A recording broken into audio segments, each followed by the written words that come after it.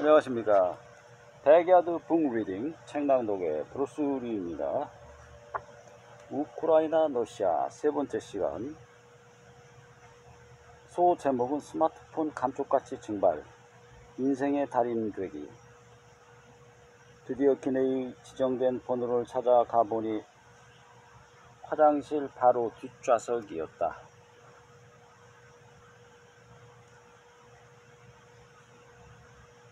사실은 화장실 앞좌석에 해당됩니다.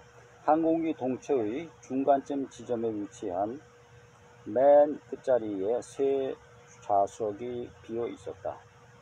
이 세 좌석 중 한 자리가 내 자리가 될 텐데, 그런데 주변의 자리는 이미 꽉 차 있었다. 그렇다면 여행객들은 모두 자신의 자리를 찾아 착석한 상태란 결론이었다. 이 널찍한 세 자리를 혼자 차지한단 말인가. 역시 백불의 위력은 대단했다. 귀국 날짜 변경 시 추가 요금 지불 때문이겠지만은 인천공항의 아에로플로트 항공사의 업무를 대행하는 한국 여직원이 최상의 자리를 배정해 주었던 것이다. 어쨌거나 고맙기는 했다. 완전 특별대우. 인간사 세웅지마다. 물론 이 이야기는 다 아는 것이지만 상세한 내용을 다시 살펴볼 필요가 있다. 세웅지마라는 고사성어는 회남자의 인간훈이 출전이다. 변방에 사는 노인의 만이란 뜻으로 인간의 기륭화복은 변화가 많아서 예측하기 어렵다는 의미다. 옛날 중국 북쪽의 변방에 점술에 다니는 한 노인이 살고 있었다. 어느 날 이 노인이 기르던 말이 달아났다. 이 소식을 들은 동네 사람들이 찾아와 노인을 위로하였다. 그러자 노인은 담담한 얼굴로 말했다. 괜찮소. 이 일이 뒤에 복이 될는지 누가 알겠소. 이웃사람들은 의아하게 생각하였다. 큰 손해를 당한 사람이 저렇게 태평한 말을 하다니. 아니, 욕심이 없어서 그런가? 아니면 보통을 했나? 그 후에 달아났던 말이 준마 몇 피를 끌고 왔다. 그래서 노인은 동네에서 제일 부자가 되었다. 동네 사람들은 축하를 했고 이에 노인이 답했다. 축하받을 일이 못돼요. 이 일로 인해 재앙이 오지 않는다고 누가 장담할 수 있겠소. 동네 사람들은 좋은 일에도 덤담한 노인이 이상해 집으로 돌아가며 수근수근 거렸다. 그런데 몇 달이 지난 후 아들이 준마를 타다가 떨어져 다리가 부러졌다. 이때도 동네 사람들이 찾아와 위로했다. 노인 말, 괜찮다오. 나중에 이 일이 행운이 될지 누가 알겠소. 그 후에 이로 인해 아들이 전쟁에 끌려나가지 않고 죽음을 면할 수 있었다. 원전에는 없는 상상이긴 하지만 후속의 이야기를 추가해보자.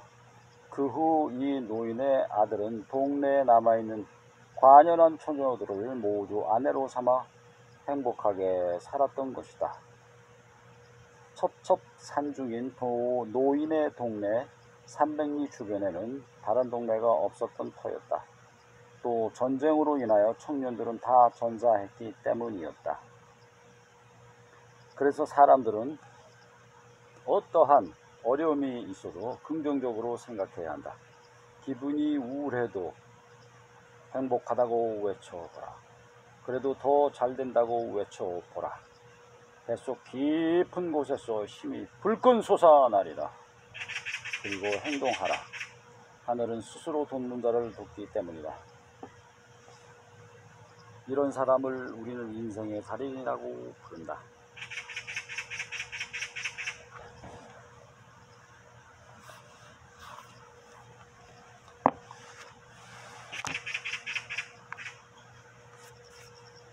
머리 위 수납 공간에 여행 가방과 손 가방을 잘 챙겨 넣고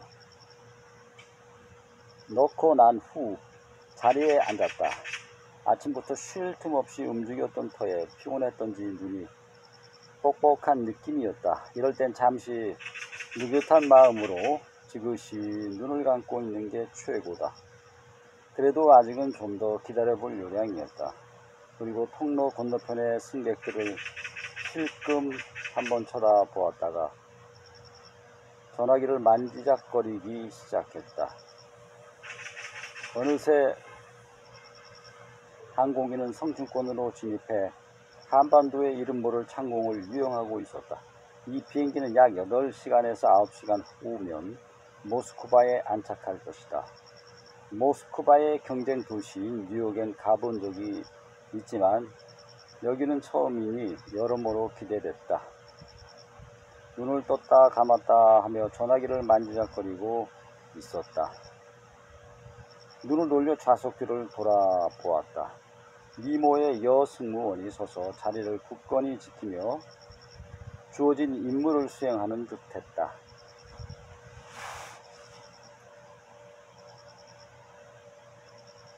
그녀가 왜 등 뒤에 서 있는지는 알 턱이 없었다. 왜 서 있는 걸까? 그 자리가 지정된 자리인가? 아니면 내 좌석 옆 빈자리에 앉으려고 하나? 어쨌건 미모의 승무원이 등 뒤에서 호위하듯이 서 있다는 것은 업그레이드된 고객 서비스의 분위기를 주는 건 사실이었다. 기회가 되면 통성명도 가능하지 않을까? 어디 그뿐인가? 취미도 물어보고 자연스럽게 영어와 러시아어를 공부할 수도 있다. 이제부터는 앞으로 9시간가량의 흥미로운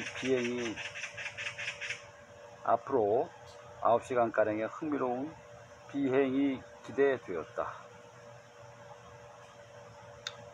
장시간의 지리한 비행에 이런 기회를 잘 활용한다면 인간관계의 개방성 확장과 품위 있는 대화법을 연마하는 훌륭한 계기가 될 것이다.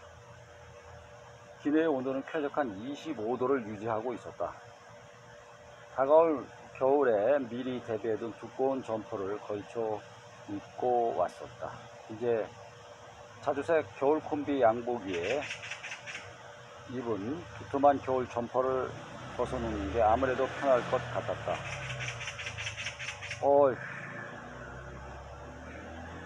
기내라서 역시 후덥지근하다.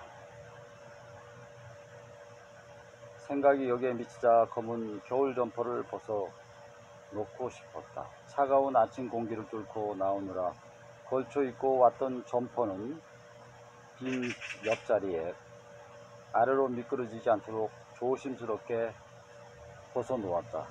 그러다가 어느 순간 한치의 의심도 없이 벗어놓은 겨울 점퍼 위에 고가의 스마트폰을 가볍게 올려놓고는 잠을 청했다. 전화기도 긴 여행에 앞서 잠시 휴식을 취해야 하지 않을까 하는 무의식 작용 때문이었는지는 몰라도 주머니에 넣지 않고 따뜻한 점퍼 위에 올려놓았던 것이다. 하지만 깊은 잠으로 빠져들기에는 뭔가 몸의 컨디션이 따라주지 않았다. 이상한 일이었다. 왜 그럴까 하고 궁금하기는 했다. 하지만 나중에 한 사실이지만 아마도 본 여행자의 수천사가 내게 뭔가를 계속 속삭이고 있었던 사실을 간신히 깨달을 수 있었다. 깊은 수면은 끝내 이룰 수 없었다. 오락가락하는 선잠의 파티만이 눈가에서 아른거리며 벌어지고 있었다. 그러는 사이 의식은 선잠의 어정쩡한 파티에 초대되었고 잠깐 가수면 상태에 빠져들었다. 그리고는 그 선잠의 파티장을 곧바로 빠져나왔던 것이다.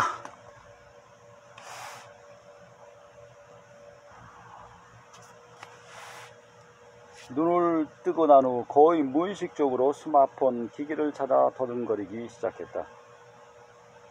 어디 갔지? 어디 갔나? 몇 군데를 더듬어 보았으나 찾을 수가 없었다.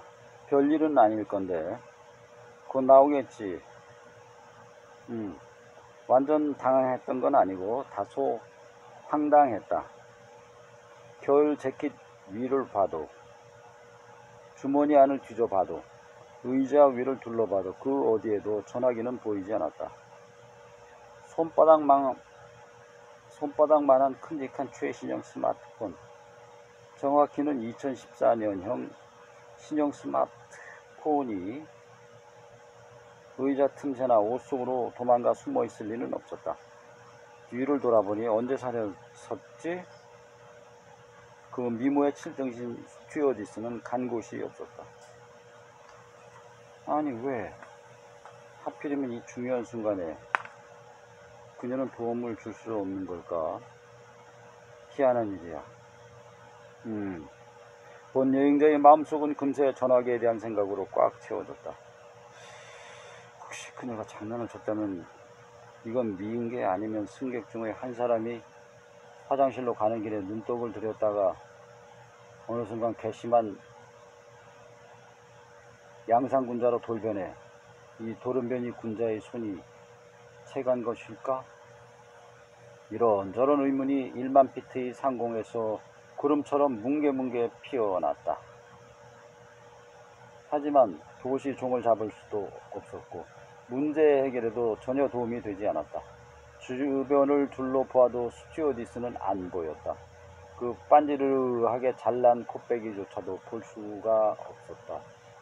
어이구, 그냥 확. 감사합니다. 다음 편을 기대해 주십시오. 우크라이나 러시아.